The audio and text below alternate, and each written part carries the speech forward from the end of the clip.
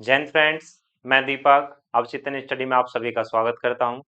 उम्मीद करता हूं कि आप सभी स्वस्थ होंगे, मस्त होंगे और अपने परिवार का अच्छे से ख्याल भी रखेंगे और अपनी तैयारी अच्छे से कर भी रहे होंगे।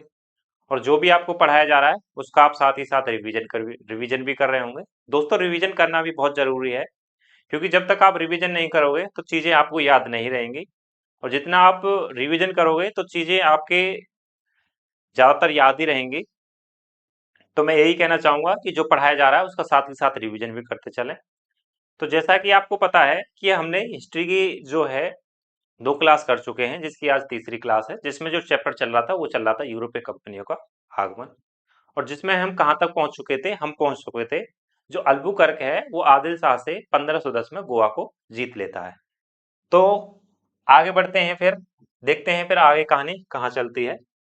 तो क्या होता है, मैंने आपको बताया 1510 में अल्बुकर्क ने अल्बुकर्क ने गोवा जीता। किससे? आदिल शाह से। तो इसके बाद क्या होता है, जो अल्बुकर्क है, अल्बुकर्क ने गोवा पे तो नियंत्रण कर लिया, गोवा को तो जीत लिया।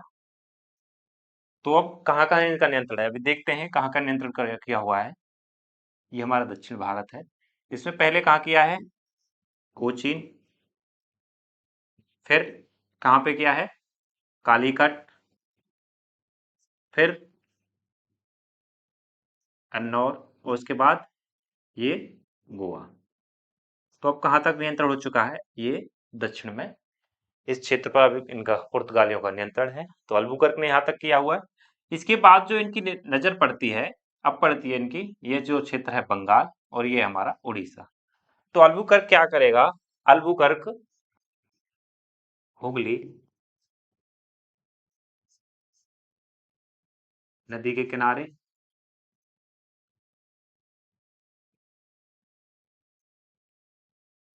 फैक्ट्री खोलेगा।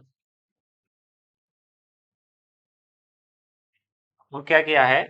और दूसरी, उड़ीसा में बाला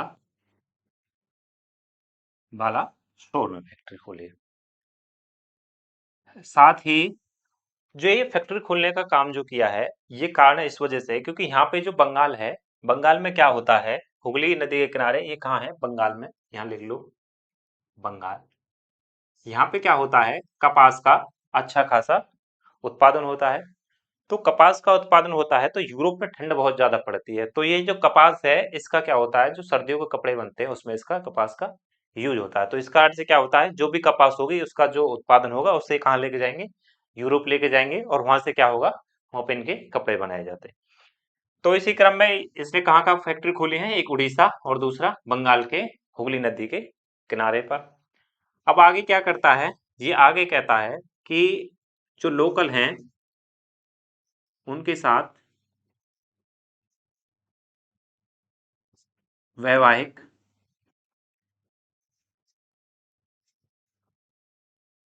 संबंध बनाओ। मतलब कि जो लोकल्स हैं उनकी लड़कियों के साथ शादी करो। शादी करेंगे तो क्या है, जो लोकल्स हैं इनकी सहायता करेंगे। सहायता करेंगे तो इनका क्या है, लंबे समय तक इनको व्यापार होगा। तो इनका मकसद सिर्फ एक ही है कि ज्यादा से ज्यादा समय तक व्यापार किया जाए। तो ये क्या करता है, वैवाहिक संबंध स्थापित करता है। तो इसे क्वेश्चन पूछा भी जाता है कि किसने जो लोकल्स हैं उनके साथ वैवाहिक संबंध भी स्थापित किए थे, या फिर लोकल्स की जो लड़कियां उनके साथ वैवाहिक संबंध बनाए हैं। और ये जबरदस्ती नहीं, उनकी राजी से बनाए गए हैं, कोई ऐसा नहीं कि जबरदस्ती किया हो। तो अल्बुकर्क ने क्या किए थे, वैवाहिक संबंध बनाए थे। प्लस में जो वहां के लोग हैं उनके लिए क्या किया है, सिंचाई की व्यवस्था की है, क्योंकि खेती के लिए सिंचाई चाहिए, तो सिंचाई पानी की व्यवस्था की है। प्लस में तंबाकू का उत्पादन और काजू की खेती के लिए प्रेरित भी किया है। तो तंबाकू की खेती कौन लेके आए हैं? ये पुर्तगाली भारत में तंबाकू की खेती भी लेके आए। प्लस में इन्होंने एक काम और किया है, वो किया है सती प्रथा का। इस सती प्रथा पे रोक, क्योंकि महिलाओं की स्थिति खराब है, तो लेकिन ये क्या रहता है इनके लिए, असफल रहता है। असफल रहने का क्या कारण है, बस इन्होंने क्या किया है, अल्बुकर्क ने बस कानून बना दिया, लेकिन उसका जब तक ग्राउंड पे कोई वर्क नहीं हुआ तो वो चीज क्या है, असफल ही रहती है। लेकिन जब उसका ग्राउंड पे काम होता है तो जब ही वो सफल हो पाती है, लेकिन नियम बनाने से क्या होता है, वो सफल नहीं हो सकती। जैसे ही आप जान सकते हो कि इस समय पॉलीथीन का भी कानून बना रखा है, लेकिन उसका ग्राउंड पे कोई वर्क नहीं हुआ, तो जिस कारण से वो अभी असफल ही है, कोई कानून ठीक से लागू नहीं हो पाया है। तो जो ये सती प्रथा है, ये आगे चल के इसका ग्राउंड पे वर्क होता है। जैसे बहुत सारे समाज सुधारक होते हैं, ईश्वर चंद्र विद्यासागर, दयानंद दयानंद सरस्वती, और आपके विनोबा भावे जी हुए, महात्मा गांधी जी, इन्होंने क्या किया है, महिलाओं के लिए बहुत सारे वर्क किए हैं और सती प्रथा को एक रोका भी है। तो ग्राउंड पे जब वर्क हुआ तो तभी ये खत्म हो पाई और महिलाओं को स्थिति सुधारी गई और महिलाओं को एक अच्छा सम्मान और ज्यादातर आरक्षण महिलाओं को दिया गया है। तो अल्बुकर्क ने ये सारे काम किए। इसी क्रम में इसे कहा क्या कहा जाता है, इसे कहा जाता है अल्बुकर्क को वास्तविक संस्थापक। इसको क्या कहा जाता है, पुर्तगालियों में सबसे ज्यादा काम किए हैं, तो इसी कारण से इसे क्या कहा जाता है, वास्तविक संस्थापक। तो फिर क्या होता है, 1515 में इसकी डेथ हो जाती है, इसकी मृत्यु हो जाती है। जब इसकी मृत्यु हो जाती है तो उसके बाद अब नया गवर्नर बन के आएगा। तो नया गवर्नर बन के जो आता है, जो 1515 में जो इसकी डेथ हुई है, उससे 1529 तक कुछ गवर्नर आते हैं। 1515 से 1529 तक कुछ गवर्नर जनरल आते हैं, लेकिन वो इतने काम के नहीं हैं। लगभग 5-6 गवर्नर जनरल आते हैं।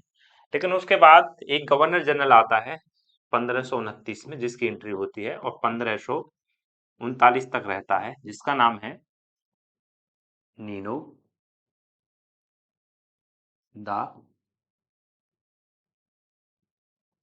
कुना। तो कौन आता है, नीनो डा कुना। तो ये क्या करता है, नीनो डा कुना इस समय क्या है, उत्तर भारत में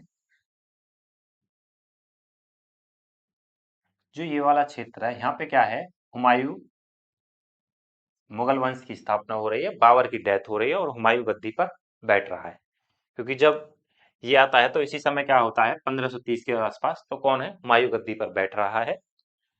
और यहाँ पर जो एक गुजरात पड़ता है, गुजरात का एक शासक है, ये कौन सा क्षेत्र है, गुजरात। और जो यहाँ पे जो राजा है वो है बहादुर शाह। बहादुर शाह किस वंश से है ये, मुजफ्फर वंश से संबंधित है। और जो यहाँ नीचे कौन बैठे हुए हैं, यहाँ तक कौन है, ये है पूरा क्षेत्र किसके अंडर में है, ये है पुर्तगालियों, गोवा तक का क्षेत्र पुर्तगालियों के अंडर है। और ये वाला भी क्षेत्र, बंगाल और उड़ीसा वाला क्षेत्र भी पुर्तगालियों के नियंत्रण में ही है। लेकिन जो बहादुर शाह है, बहादुर शाह सोच रहा है, क्योंकि उत्तर में जो हुमायूं बैठा है वो कभी भी आक्रमण कर सकता है गुजरात पर, क्योंकि उसे भी व्यापार करना है, तो वो इधर ही आक्रमण करेगा गुजरात पर। तो बहादुर शाह को डर है कि कहीं हुमायूं आक्रमण ना कर दे। अगर हुमायूं आक्रमण करता है तो ये कहीं पुर्तगाली हैं, पुर्तगाली फिर आक्रमण पीछे से पुर्तगाली हेल्प नहीं कर दें, तो दो तरफ तो युद्ध नहीं लड़ा जा सकता। तो युद्ध के स्तर पर लड़ा जा सकता है सिर्फ एक ही तरफ, क्योंकि अगर पुर्तगाली से लड़े और हुमायूं से लड़े, दोनों साथ में मिल के मार दिया, तो फिर खत्म कहानी हो जाएगी। तो इससे अच्छा है, तो बहादुर शाह क्या करता है, बहादुर शाह करता है पुर्तगालियों के साथ संधि। तो क्या होता है, बहादुर शाह डर है, इसे यहाँ लिख लो, बहादुर शाह डर है हुमायूं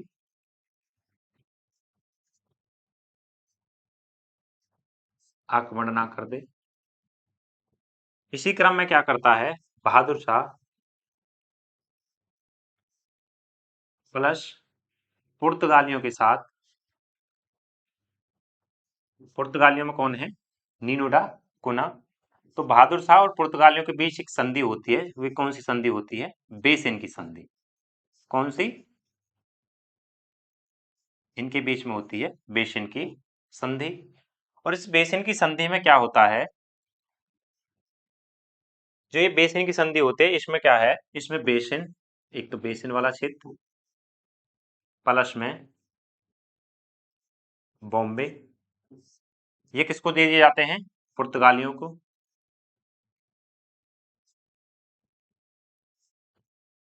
और जो एक दीव क्षेत्र पड़ता है, दीव कहाँ पर पड़ता है, दीव पड़ता है यहाँ पे गुजरात में। तो यहाँ कौन सा क्षेत्र है, ये दीव। और क्या कहता है, दीव पर फैक्ट्री खोल सकते हो।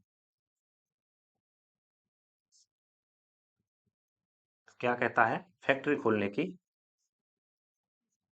अनुमति देता है। जो बेसिन और बॉम्बे पड़ते हैं, ये महाराष्ट्र वाला क्षेत्र है, इसमें ही ये बेसिन और दोनों क्षेत्र, बेसिन और बॉम्बे क्षेत्र महाराष्ट्र में पड़ते हैं। तो ये क्षेत्र किसको दे दिए, पुर्तगालियों को दे दिए। और द्वीप पर फैक्ट्री खोलने की अनुमति बहादुर शाह ने पुर्तगालियों को दे दी। तो ये भी किसको दी है, पुर्तगालियों को। बदले में क्या लेता है, इसे क्या मिलता है बदले में, बदले में बोलता है कि आप मुझे सेना सहायता दोगे, सेना सहायता प्लस में अगर पैसे या फाइनेंस की जरूरत पड़ी तो आप मुझे पैसा भी दोगे। क्योंकि अगर हुमायूं मुझ पे आक्रमण करता है, बहादुर शाह कहता है, अगर हुमायूं को आक्रमण होता है तो आप क्या करोगे, मुझे सहायता दोगे सैन्य, और प्लस में जो पैसा या फाइनेंस की जरूरत होगी वो भी दोगे। लेकिन पुर्तगाली भी बहुत ज्यादा चालाक हैं। पुर्तगाली भी क्या करते हैं, पुर्तगालियों ने क्या किया, बहादुर शाह का साथ नहीं दिया। युद्ध हो जाता है हुमायूं और उसके बीच में। हुमायूं, ये है 1536 वाली समय। तो हुमायूं व बहादुर शाह के बीच युद्ध होता है। युद्ध में क्या होता है, इसी समय जो पुर्तगाली हैं, बहादुर शाह का साथ तो दे नहीं रहे, क्या कर रहे हैं वो कर रहे हैं द्वीप पर, यहाँ पे लिख लो, पहले लिख लो, साथ नहीं दिया, पुर्तगाली साथ नहीं देते, पुर्तगाली साथ नहीं, मतलब नीनो रुकना क्या करता है, साथ तो दे नहीं रहा है, बल्कि क्या कर रहा है, जो द्वीप है, द्वीप पर किला बना रहे हैं।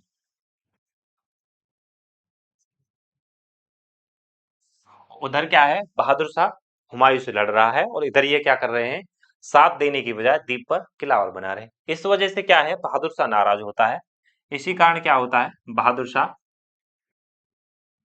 नाराज, कि यार तुमसे मैंने सहायता मांगी थी और तुम क्या कर रहे हो, साथ देने की बजाय ऊपर से किला और बना रहे। तो कहता है चलो पहले मैं युद्ध से निपटता हूँ, उसके बाद देखा जाएगा। तो इसी समय क्या होता है, जो हुमायूं है ये पीछे हट जाता है। ये क्या होता है, पीछे हटा,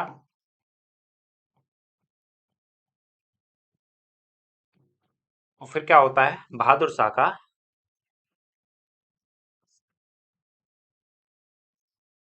गुजरात पर नियंत्रण हो जाता है। तो क्या हो जाता है, गुजरात पर बहादुर शाह का नियंत्रण हो गया। जब बहादुर शाह का नियंत्रण हो जाता है, उसी क्रम में बहादुर शाह पुर्तगालियों से बोलता है कि अब तुम्हें मैंने किले के लिए अनुमति दी थी, लेकिन तुमने किले के नहीं, सॉरी, मैंने तो फैक्ट्री खोलने की अनुमति दी, लेकिन तुमने किला बना लिया। इसी संबंध में क्या करते हैं पुर्तगाली, पुर्तगाली क्या करते हैं, बहादुर शाह को बुलाया, बातचीत के लिए बुलाया, किस संबंध में, दीव के में, कि आओ दीव के संबंध में चर्चा करते हैं। तो इसी क्रम में बहादुर शाह जाता है और पुर्तगालियों के एक जहाज पे जाके मीटिंग होती है, और उसी में क्या होता है, बहादुर शाह को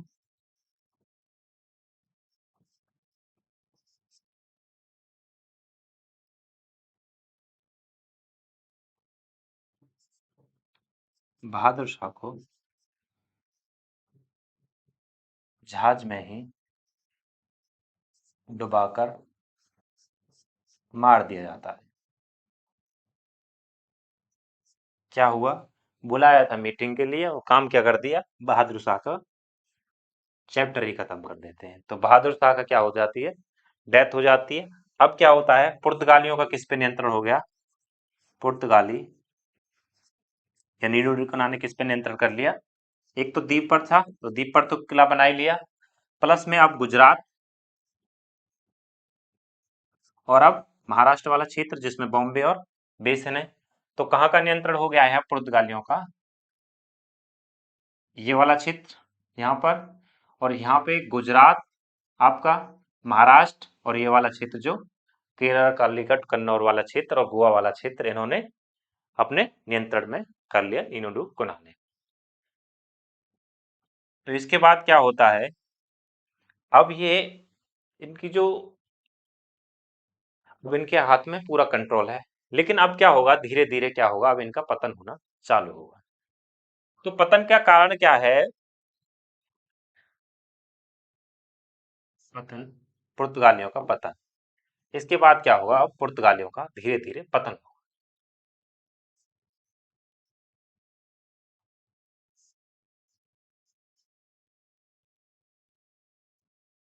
उम्मीद करता हूं कि आपको जो मैंने पिछला पढ़ाया है वो आपको समझ में भी आया होगा। तो अब शुरुआत करेंगे पुर्तगालियों के पतन से। तो पुर्तगालियों के पतन में क्या होता है, क्योंकि इन्होंने पूरे क्षेत्र पर अब नियंत्रण कर रखा है तो अच्छा खासा इनका नियंत्रण भी हो रखा है। इसी क्रम में एक कंपनी आती है, ब्रिटिश ईस्ट इंडिया कंपनी। समय है 1600 के आसपास का। तो 1600 में क्या होता है, ब्रिटिश ईस्ट इंडिया कंपनी, मतलब ब्रिटिश ईस्ट इंडिया कंपनी, इसमें एक यात्री आता है 1608 में, कैप्टन हॉकिंस।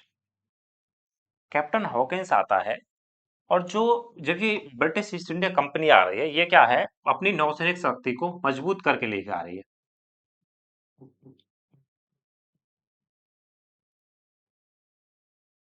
कारण इसके पीछे क्या है, क्योंकि इन्हें पता है कि पुर्तगालियों ने इतने क्षेत्र पर नियंत्रण किया हुआ है और उनकी नौसैनिक शक्ति है वो बहुत अच्छी है। अगर कभी उलझना भी हुआ या कभी संघर्ष करना हुआ पुर्तगालियों के साथ, तो कम से कम उन्हें हरा सकें। तो इसी क्रम में ये क्या करते हैं, अपनी नौसैनिक शक्ति को मजबूत करके लेके आते हैं।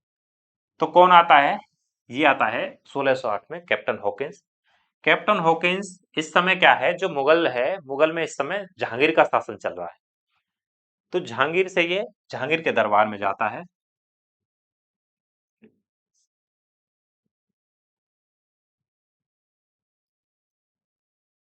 जहांगीर के दरबार में जाता है और क्या करता है, सूरत में फैक्ट्री खोलने की अनुमति ले, खोलने की अनुमति मांगता है।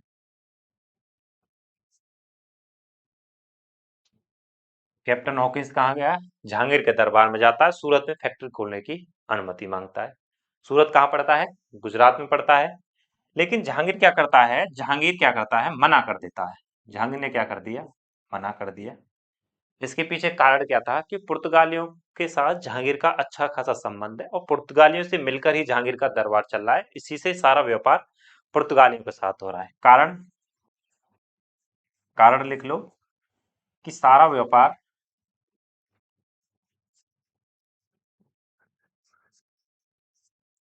पुर्तगालियों गालियों के साथ, सारा व्यापार किसके साथ हो रहा है, पुर्तगालियों के साथ हो रहा है। तो जहांगीर क्या कहता है, अगर मैंने फैक्ट्री खोलने की अनुमति ब्रिटिश ईस्ट इंडिया कंपनी के और कैप्टन हॉकिंस को दे दी, तो इससे क्या होगा, पुर्तगाली नाराज हो जाएंगे। अगर पुर्तगाली नाराज हो गए और पुर्तगालियों से पंगा लिया, तो पुर्तगालियों इस समय मजबूत स्थिति में है, तो पंगा लिया तो क्या हो सकता है, भारी नुकसान हो सकता है। इसी क्रम में यह किसी भी हालत में ब्रिटिश ईस्ट इंडिया कंपनी को सूरत में फैक्ट्री खोलने की अनुमति नहीं देता है। जब फैक्ट्री नहीं खुलेगी तो व्यापार होगा नहीं, तो कैप्टन हॉकिंस क्या करता है? कैप्टन हॉकिंस ने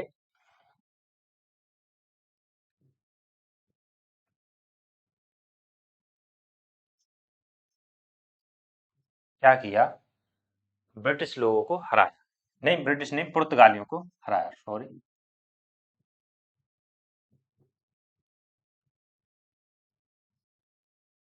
हरा दिया। और क्या करता है इसी क्रम में?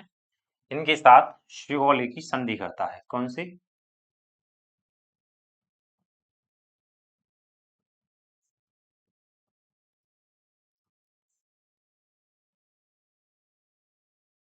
शमौली की। कौन सी संधि करता है? शमौली की। सवाली सवाली की संधि, सवाली, सॉरी, स्वैली है। कौन सी संधि है? सॉरी, स्वाली, स्वाली की संधि होती है। सुगौली की नहीं, सॉरी, स्वाली की। कौन सी संधि होती है? स्वाली संधि। और जो कुछ क्षेत्र जीते जाते हैं, जो गुजरात वाला क्षेत्र है, वो इनसे जीत लिया जाता है। तो कौन सा वाला क्षेत्र जीत लिया जाता है इनसे? गुजरात वाला क्षेत्र जीत लिया जाता है। और ये कब होता है? 1612 में युद्ध होता है पुर्तगालियों से।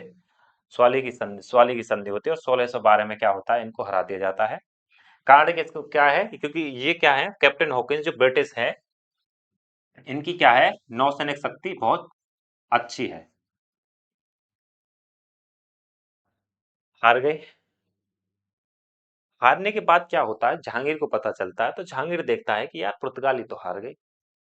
इसी क्रम में क्या करता है, जब उसको लगता है कि ब्रिटिश को मौका देना चाहिए। क्यों? क्योंकि अब पुर्तगाली अब मजबूत स्थिति में नहीं है, पुर्तगाली ब्रिटिशों से हार गए। तो हार गए तो जहांगीर क्या करता है? जहांगीर यह सब देखते हुए ब्रिटिश को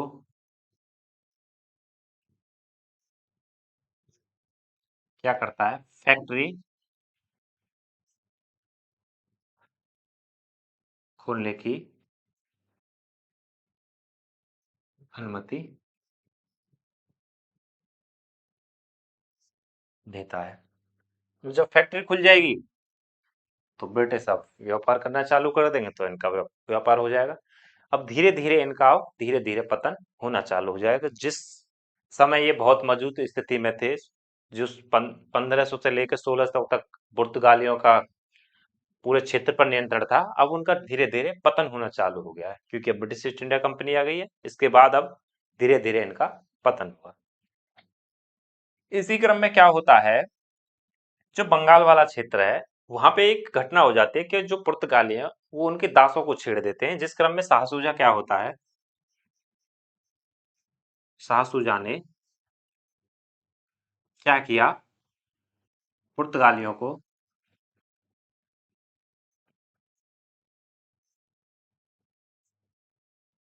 बंगाल से भगा दिया। अब इनके हाथ से बंगाल भी गया। कि शाहसूजा को भी पता है कि पुर्तगाली इस समय अच्छी स्थिति में नहीं है, और ब्रिटिश ईस्ट इंडिया वाले हैं वो इस समय मजबूत स्थिति में, जिस कारण से क्या करता है, पुर्तगालियों को वहां से भगा देता है। तो अब बंगाल भी चला जाता है, तो व्यापार धीरे धीरे क्या हो रहा है, कम हो रहा है। इसी समय आगे चल के क्या होता है, आगे चल के यहाँ पे जो मुगल हैं, यहाँ पे एक 1707 में औरंगजेब की मृत्यु हो रही है। औरंगजेब की जैसे ही मृत्यु होती है, तो मुगल सल्तनत है वो क्या होती है, मुगलों को क्या होता है, डिक्लाइन चालू हो जाता है, वो अब पतन की ओर है वो भी। और इस समय जो महाराष्ट्र वाला क्षेत्र है, इस समय यहाँ पे पेशवा आ रहे हैं। और पेशवा में कौन आया है? बाजीराव प्रथम। तो इस समय कौन बैठा है? बाजीराव प्रथम। 20 साल की उम्र में 40 युद्ध जीते हैं। तो बाजीराव प्रथम इस समय आ रहे हैं। तो बाजीराव भी देख रहा है कि अगर ये महाराष्ट्र वाला क्षेत्र है, ये किसके कंट्रोल में है? पुर्तगालियों के कंट्रोल में है। अगर हमें व्यापार करना है, तो व्यापार करना है तो पुर्तगालियों को हराना होगा। क्योंकि अगर यहाँ से हमारा समुद्र के साथ व्यापार होगा, क्योंकि हमारा तट समुद्र से लगा हुआ क्षेत्र है, अच्छा खासा व्यापार होगा, हमारा जो साम्राज्य है वो भी मजबूत होता जाएगा, और हमारी जो सैनिक शक्ति है वो भी मजबूत होगी, तो राज्य एक उभर के ही आएगा। तो इसी क्रम में क्या करता है बाजीराव, क्या करता है बाजीराव फर्स्ट ने पुर्तगालियों को हराया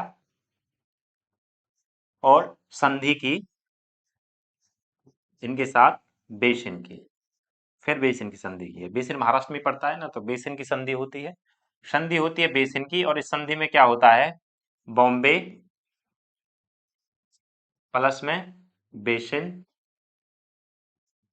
किसको मिल जाते हैं, दोनों मराठा को। सब कुछ हारे ये, सब हार गए, जो भी था पूरा क्षेत्र हार गए। इसी क्रम में इनके पास अब बच क्या जाता है, अब बचता है इनके पास दीव प्लस में दमन और प्लस इनके पास दादर नागर हवेली। बचा तो यही था दोनों, लेकिन दादर नागर हवेली जो मराठा है उन्होंने दे दिया था। कारण क्या था, बाजीराव का जो युद्ध चल रहा है वो मैसूर के साथ होना था। मैसूर से युद्ध ना होके इन्होंने क्या किया, पुर्तगालियों से हमला कर दिया, पुर्तगालियों से युद्ध हो गया, पुर्तगाली हार गए। इन्होंने कहा अरे हमारी क्या गलती है, हमने तो कुछ किया नहीं, पुर्तगालियों ने। तो इस क्रम में क्या कहते हैं, अच्छा अच्छा चलो कोई बात नहीं, बाजीराव ने क्या किया, जो मराठा है उन्होंने क्या किया ने, जो दादर नागर हवेली है इन्हें दे दिया था। तो ये अब क्या करते हैं, अब ये खाली वॉच करेंगे, देखेंगे कि भारत में क्या हो रहा है, क्या स्थिति चल रही है, जो भी होना है अब ब्रिटिश ईस्ट इंडिया कंपनी राज करेगी। तो इनके पास ये क्षेत्र बसते हैं और ये 1961 तक इन्हीं के पास कंट्रोल में रहते हैं। 1961 में ये भारत को मिलते हैं, जब भारत आजाद हो जाता है उसके बाद ये भारत को मिल जाते हैं। तो यहीं पे हमारा जो है पुर्तगालियों का पतन तक मैंने आपको समझा दिया, क्योंकि अगर कुछ रह भी जाता तो आप बोलते कि क्या कुछ छूटा है, तो मैंने आपको पूरा डिटेल में पढ़ा भी दिया है कि पतन किस कारण हुआ है इनका। तो मैंने पुर्तगालियों के लिए आपकी 3 क्लास भी ली है। इससे कोई क्वेश्चन आउट जाएगा नहीं, क्योंकि जो भी पूछे जाएंगे क्वेश्चन इसी से पूछे जाएंगे। इसकी मैं गारंटी के साथ दावे से कह सकता हूँ कि हाँ, इससे बाहर कुछ नहीं आएगा। मैंने तो खूब गहराई में पढ़ा दिया है आपको, और एक कहानी की तरह ही पढ़ाया है। अगर आपको क्लास अच्छी लगी हो तो कमेंट सेक्शन में जरूर बता देना। अगर कोई किसी को कोई सवाल हो तो कमेंट सेक्शन में पूछ भी सकता है। और जो है ये आपकी क्लास अब रेगुलर चलेंगी। अब आपका जो नेक्स्ट चैप्टर होगा वो ब्रिटिश ईस्ट इंडिया कंपनी से होगा, क्योंकि ब्रिटिश के बारे में और इस जहांगीर के बारे में मुझे थोड़ा सा बताना जरूरी था, क्योंकि जो पुर्तगाल है उसका पतन हुआ है तो उसमें थोड़ी सी जानकारी देनी भी चाहिए। अब जो नेक्स्ट चैप्टर आएगा धीरे धीरे ब्रिटिश, फिर डच, फिर ये फ्रांसीसी आएंगे, तो इनके बारे में अब ऐसे ही चर्चा चलती रहेगी। तो मिलते हैं आपकी एक नेक्स्ट क्लास में। तो जब तक अपना अपने परिवार का ख्याल रखें और अपनी तैयारी ऐसे ही अच्छे से करते रहें और अपना संघर्ष जारी रहें, क्योंकि जब तक सफलता न मिल जाती तब तक आपको संघर्ष करना है, और संघर्ष से कोई बचा नहीं। तो संघर्ष आपको जिंदगी में करना ही करना पड़ेगा। अभी अभी संघर्ष कर लोगे तो आगे जीवन में अच्छा ही होगा। तो मैं यही चाहूंगा, अपना ख्याल रखें, खुश रखें और अपने परिवार का ख्याल रखें। मिलते हैं आपकी एक नेक्स्ट क्लास के साथ। जय हिंद, जय भारत,